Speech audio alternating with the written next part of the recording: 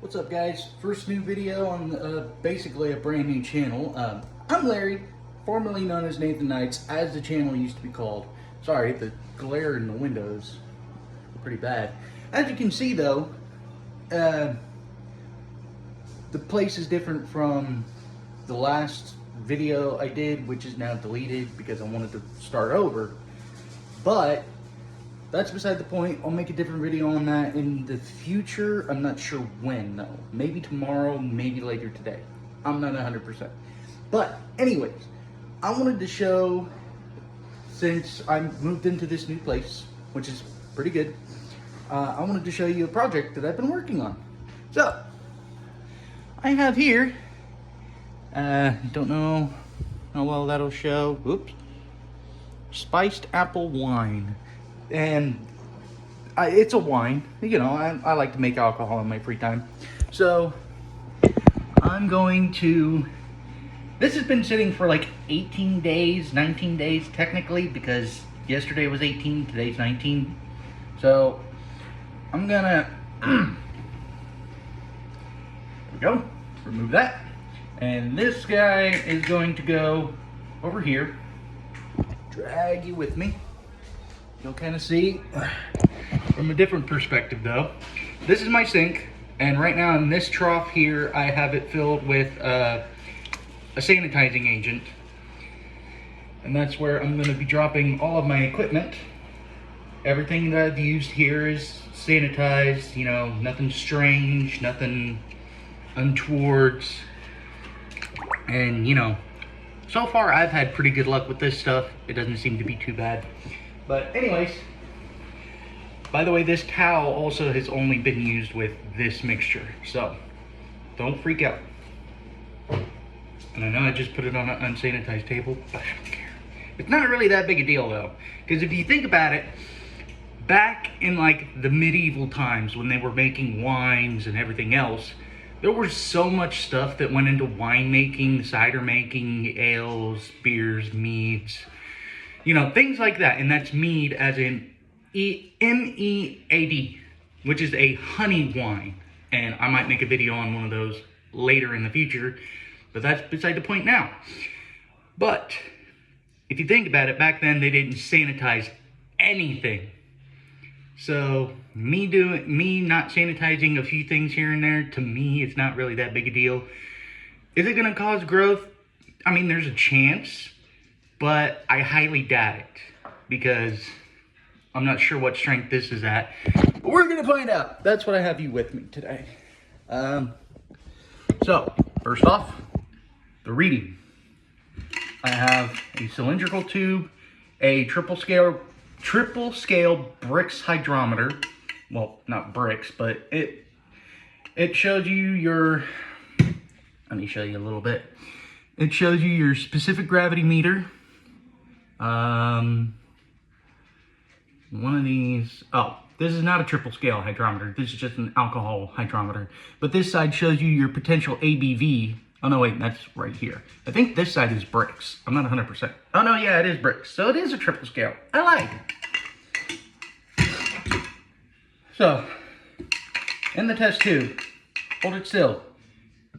Number one thing about making wines or any kind of alcohol, when it gets to this stage, this is after primary fermentation, that airlock that I pulled off earlier stopped. Okay, it was completely done. No activity for like almost a week now. So at this point, you don't want to introduce any oxygen whatsoever, because then you risk turning this into vinegar, which is not good. You can still use it if you want to, but it's not really good.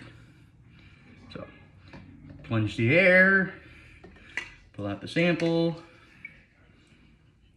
And it's the same process when you put it into your graduated cylinder. You don't want to introduce any oxygen. And now see, this thing started dancing a little bit, but it's not floating. Not yet anyways. And that's because I'm expecting this stuff to have gone dry. The specific gravity that this started at was a 1.100, I counted it as a 1.102. Oh, God. And I only did that because it seemed like, oh crap. It seemed like it was just a little bit over 1.100. By the way, if you hear whining in the background, just my cat. Hey, Ace. Yep. Little stinker. There he is. I also got a puppy dog. Damien. Hi, puppies. These little heathens actually are pretty good about staying away from this stuff too. They don't go into my little storage cabinet, which is right over here. You see I got another project sitting right there. I'm already done with that one. I didn't want to show that one. I don't know why I didn't, because I kind of did want to show it, but eh. All right, let's read this thing, shall we?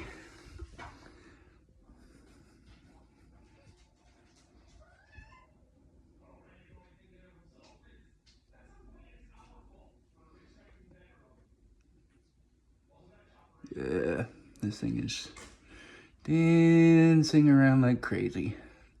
Ooh. 1.018. Hold on, I'm gonna have to. So, as you can see, that's where the level is at. It's like right, oh, it could be 1.020. If you really wanted to be picky about it, I'm not. Okay, all right. So, this ended at a 1.020. I'm actually a little impressed right now because the difference between the original gravity reading and this thing is 0.82.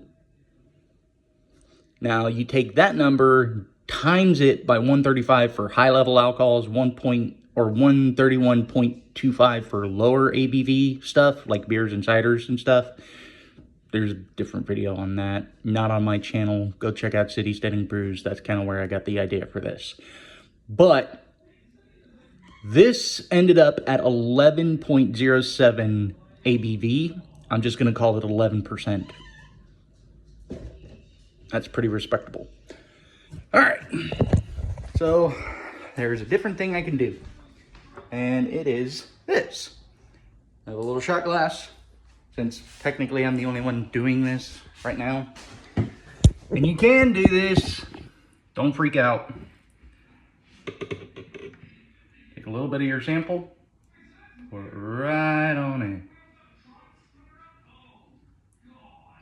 And you're probably wondering, hey, what time is it where you live? Doesn't really matter. It's 5 o'clock somewhere. Besides, it's a wine.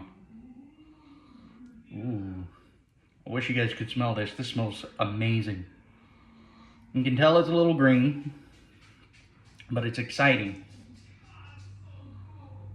There's cinnamon, clove. I get the allspice. It kind of smells like an apple pie if you've ever smelled that being baked.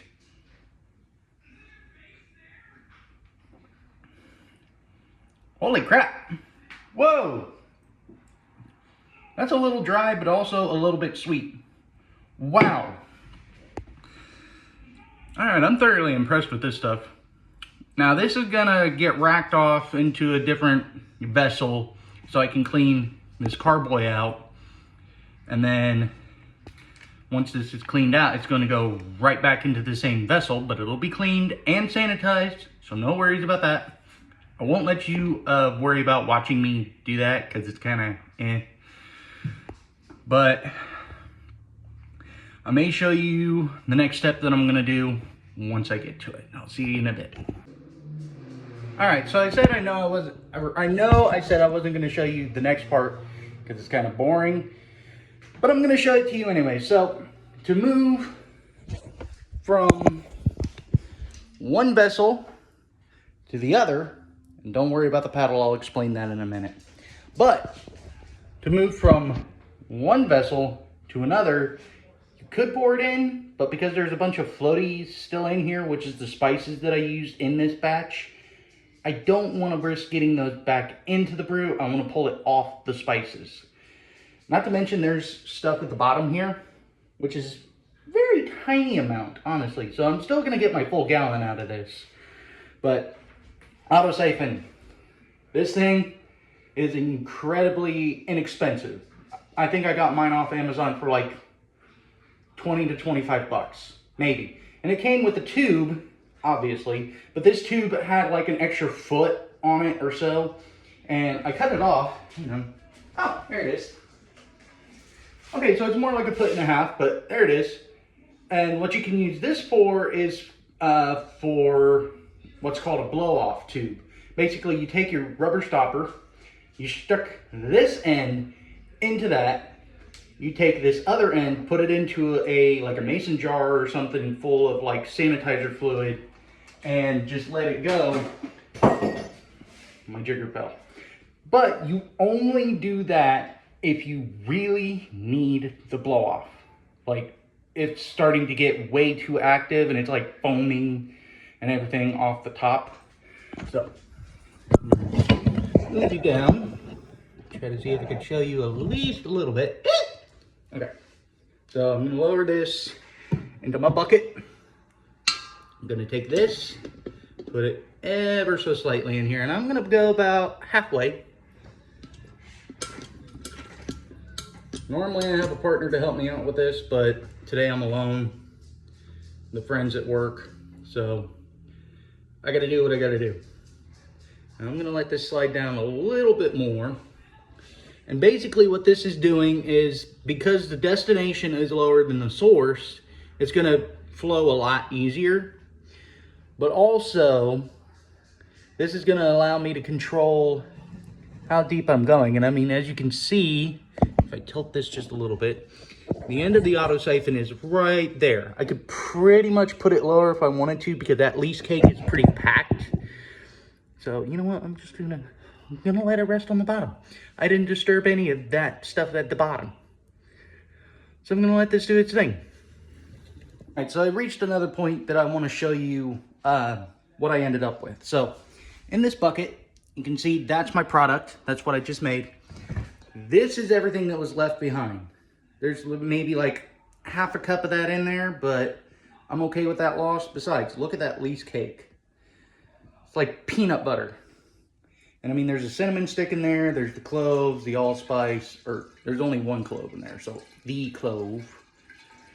Basically what I'm gonna do with this is I'm gonna take it, I'm gonna dump it out, because this is not usable for anything else. But that cinnamon stick, I guarantee it's gonna be a bit of a pain to get out of there. But I'll mess around with it and I'll see you in a little bit. All right guys, so now I'm on the next step. So you saw earlier the bucket with this paddle in it. And you're wondering, probably wondering, what in the world I'm about to do. Pretty simple.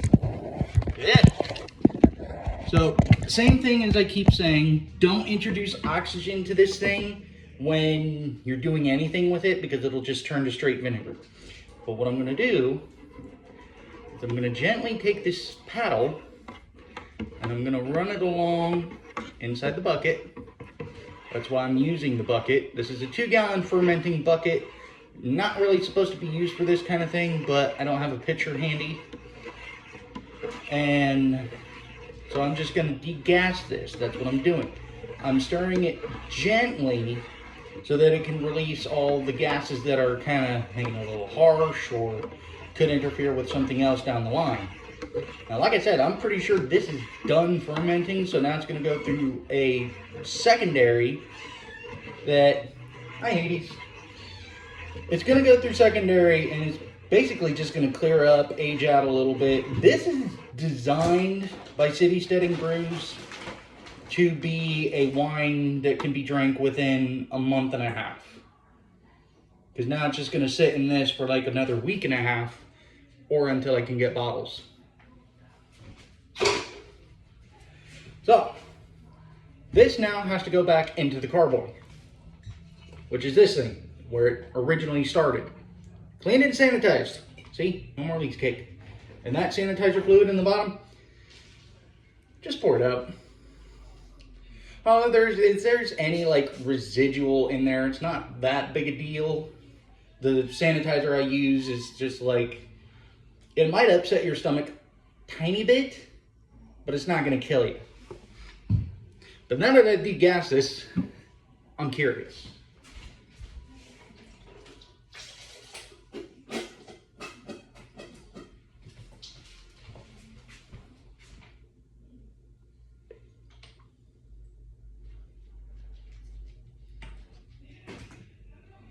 Okay, mixing it definitely helped because it doesn't smell as harsh.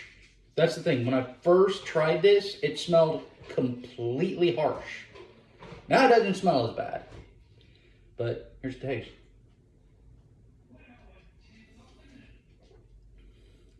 Oh, that's pretty. Oh, that's beautiful.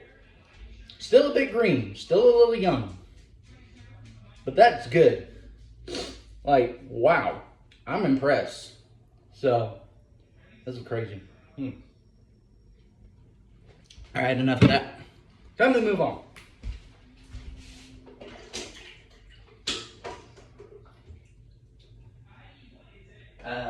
Hello? Hey!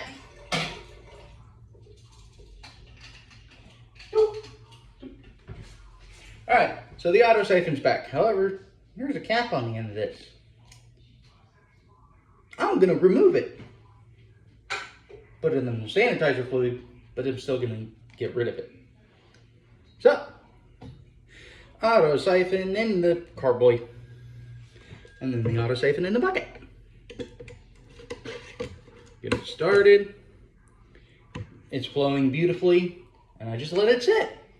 Now when it gets lower, I'm gonna tilt the bucket the other way, so that way I can catch as much of this as I can while maintaining that it doesn't add oxygen into the bottom, because think about it like as a straw.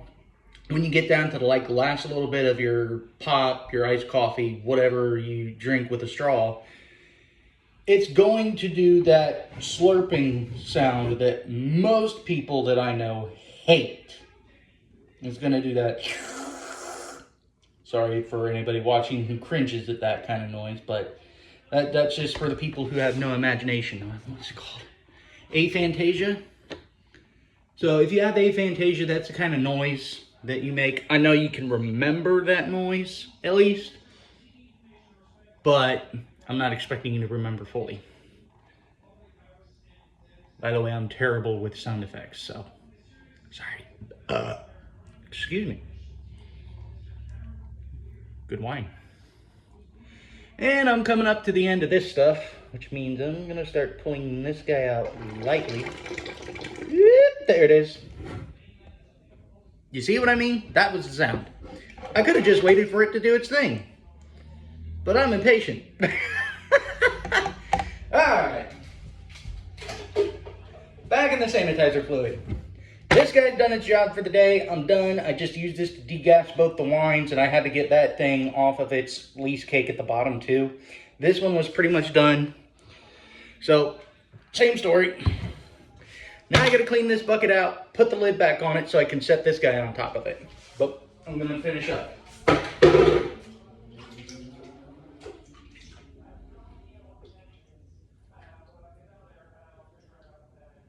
Oop.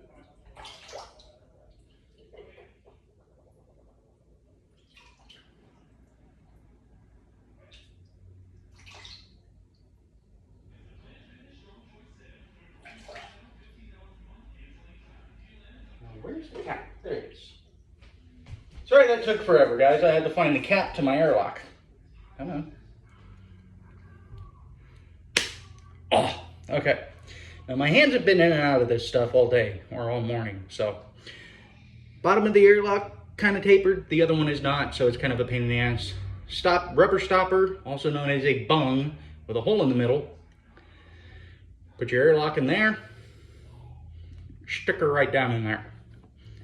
Now, it's gonna show some pressure still, and I'm gonna show this to you for a second. Oh. So it's gonna show some pressure still. See how this side is lower than this side? There's a max line on both about halfway up. And there's still some pressure in there, but it's nothing for me to worry about. But, you know what, guys? I was gonna try to end this video here just so you can get some content, and I'm debating. Should I do that and finish this later, like when I get to the bottling stage, come to you guys then? Or should I just make this like a two-parter but combine it into one? I'm not going to do that. There's already multiple parts to this video that I got to add in.